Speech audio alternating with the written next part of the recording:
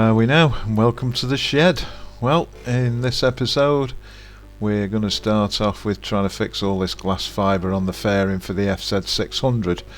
It was pretty beaten up, but again, it's another cheap object that I bought off eBay just to see whether this exercise would actually work. And seeing as I bought the fiberglass to do the seat, I thought, well, why not? This is the glass fibre kit I bought, very reasonable, $18.95 for a full litre of fluid and the glass and everything basically you needed.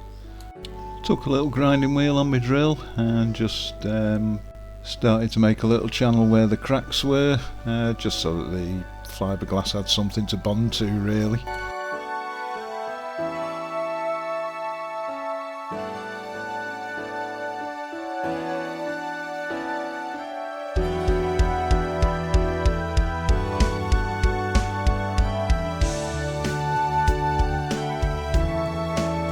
Time to read the instructions and see how much hardener I need. And then it was on with the gloves and time to do a little bit of alchemy. Like getting your money's worth. As you can see, the gloves and everything else have already been used before, even though I have got some spares.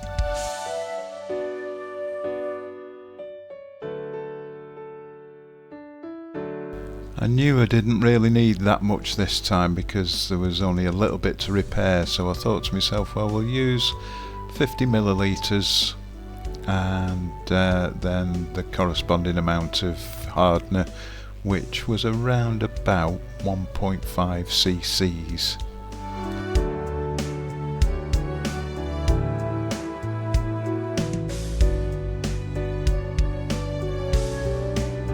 I use the cup to put the hardener in because I find it easier to get the syringe into the cup than trying to get it into the bottle, so it just makes life a little bit easier really.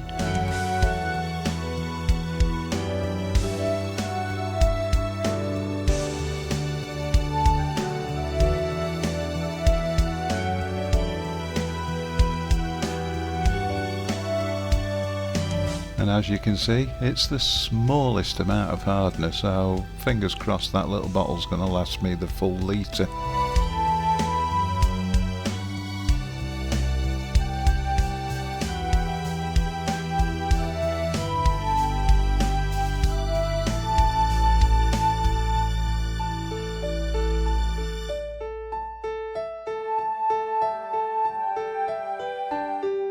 So we give it a good mix up, and then we're virtually ready to go.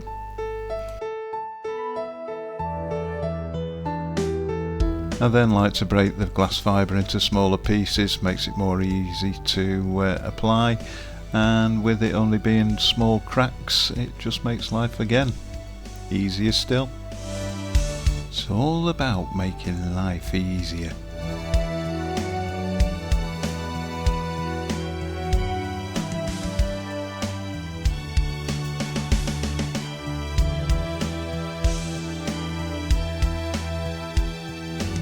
Always best to use a dabbing action, don't use a brushing action really. You find that the fiberglass works better on the surface itself.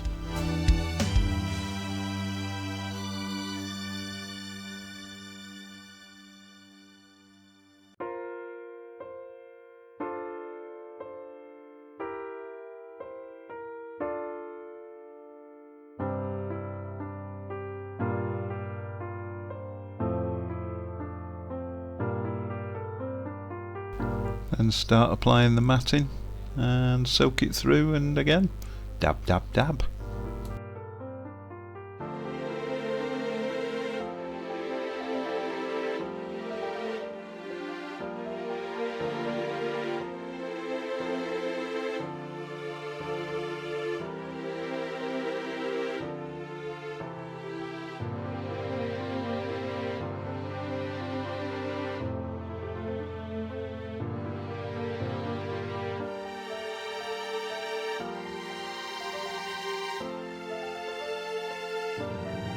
Just keep building up the layers, and it's as simple as that really, there's nothing to it.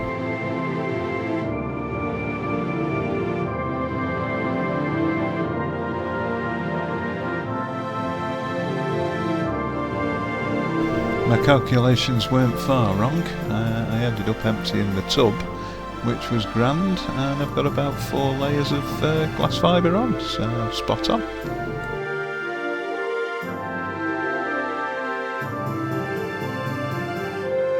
So what I'll do now is just leave it for probably about 24 hours to cure up, and then I'll do a bit of trimming on both sides, and then I'll start sanding on the outside to make it look a little bit better.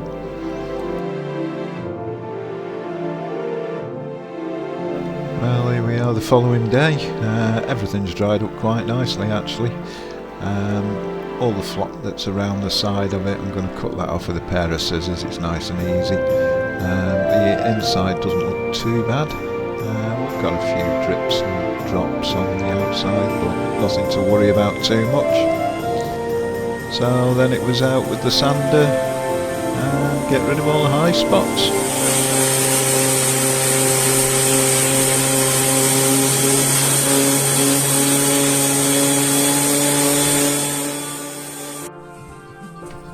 And then set to with the wet and dry just to finish it all off. I will be using some car body filler when it arrives, just so I can smooth everything off and make it look as new, hopefully. As you can see, I've also gone over the original indicator hole. Again, don't know whether this was a good idea or not, but we'll see. So, after another 24 hours, got my little isopon, bit of car body filler, and decided, right, let's have a go at sorting all this lot out and making it look something like, or making it a complete mess, one or the other. Now, for anybody that's ever done any body filling, you should know really that basically for golf ball size of filler you need around about a pea size of hardener, or else this stuff goes off so quick it's unbelievable. Also, you don't want to be putting too much on, nice smooth layers, and then obviously it saves you doing a lot of sanding a little later on.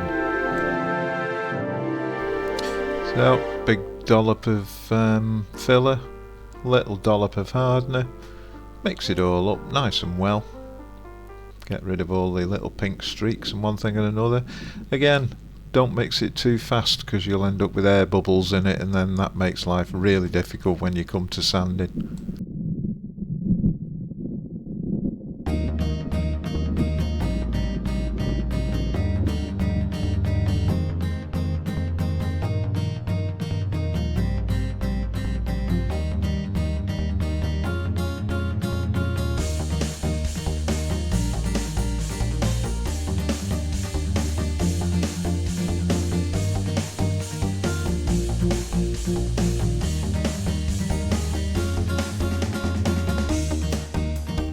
Okay, so I went the same way with the seat. Obviously this one's going to be a bit thicker because it was quite uneven.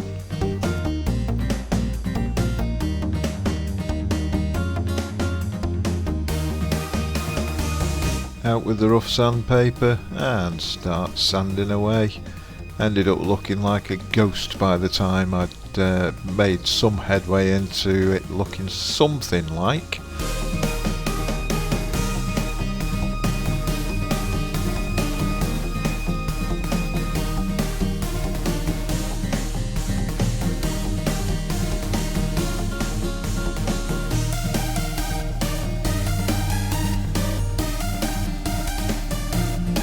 I bought a random orbit sander to actually do this job, and I'm still doing it by hand. God, I'm so thick sometimes.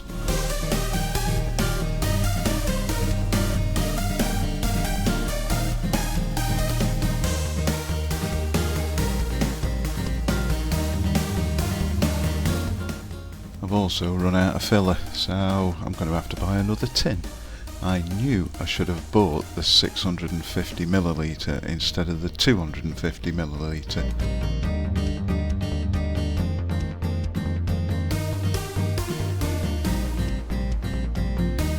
So after copious amounts of sanding, we've got it something like, still quite a few holes, so I'm going to flash it over again with something else and see where we go. Right, so after loads and loads of sanding and filling, we're actually somewhere like. We've got the fairing done, got the seat unit fairly smooth, I must admit. I'm quite impressed with it. Not perfect, but it's not far off at all. So once we'd got it all nice and smooth, treated it to a bit of primer. Looks better already, to be perfectly honest. The fairings come up really well, I'm quite chuffed with that. Everything's fairly smooth, so it's ready for the top coat now. My seat foam arrived as well, so I've been in the shed and started on this. I'd like to say a thank you to Dr. Motorcycle for showing me how to do this on one of his videos. Way to make a seat base using a bit of cling film and a bit of glass fibre.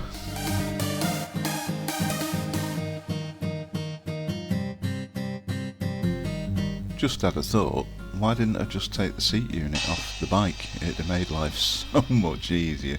Oh well, never mind.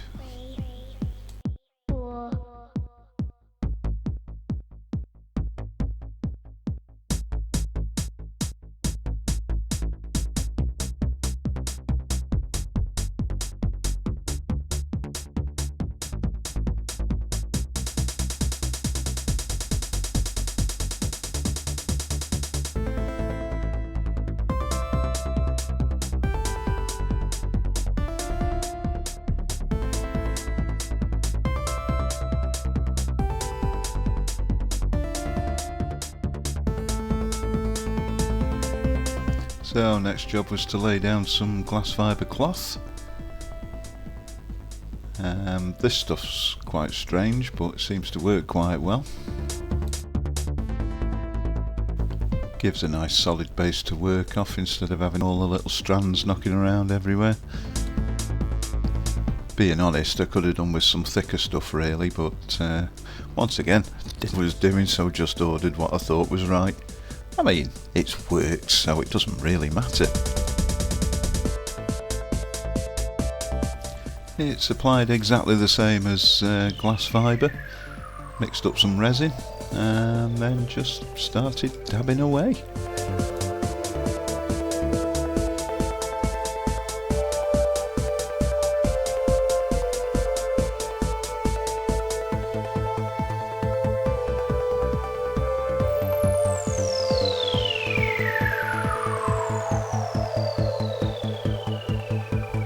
Putting a couple of layers of cloth on, then started to put a bit of glass fibre in to give it added strength, and then over the top of that put another row of cloth, and then just left the thing to dry.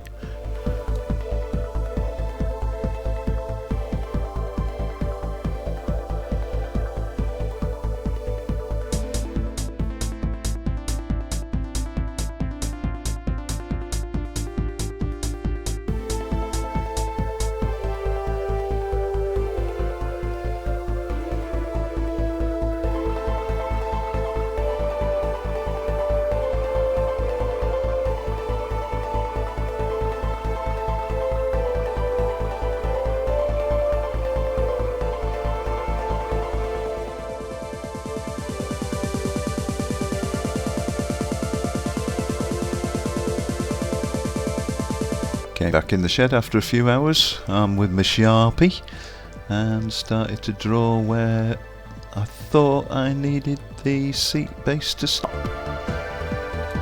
and then it'll be all ready to cut out. The cling film had done its job, stopped it getting stuck all over the seat base. Great idea, I must admit, and so simple, but like I say, it would have been easier to take the seat off actually and do it that way on the bench. We live and learn.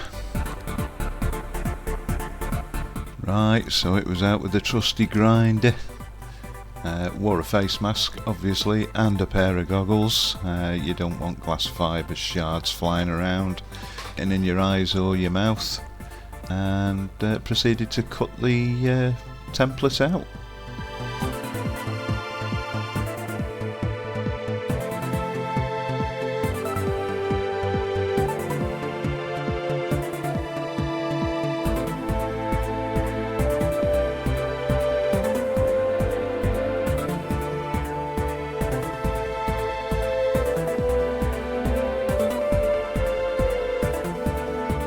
Well, would you look at that? It's as though it was made for it. So, next job then was trying to fit the base to the base, if you know what I mean. I'd got an idea, 2 8mm bolts with some steel plates. So I basically drilled straight the way through the fiberglass, through the steel, and that gave me a part so that I could hang onto the seat base itself.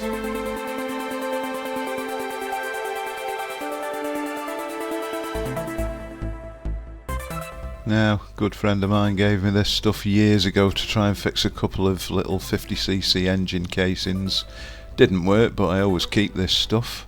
So, set 2, it's 2-part stuff, mixed it all up, and then I used this to actually set 2 bolts into the glass fibre itself.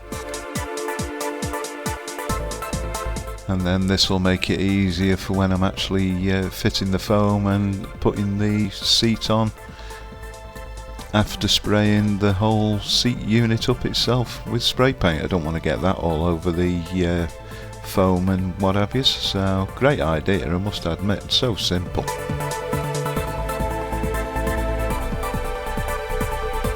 Steel plates there are just really for added reinforcement. It spreads the weight a bit, instead of just having the 8mm bolts.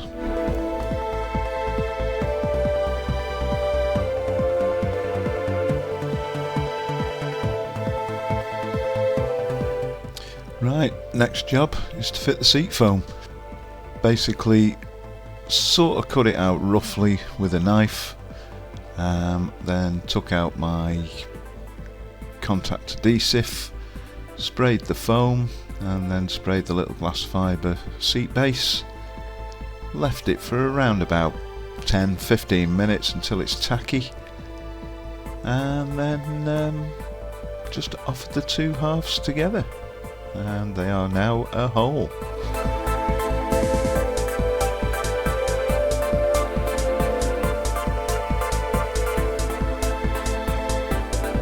So next on the cards was using a flat wheel on my angle grinder and very, very carefully just shaped the seat into the way I wanted it. Then basically just took out my old vinyl that I used for the original seat and a bit of Evo stick and stuck it all together and made a cover. Don't know whether I like it, we might go another way yet, we'll see.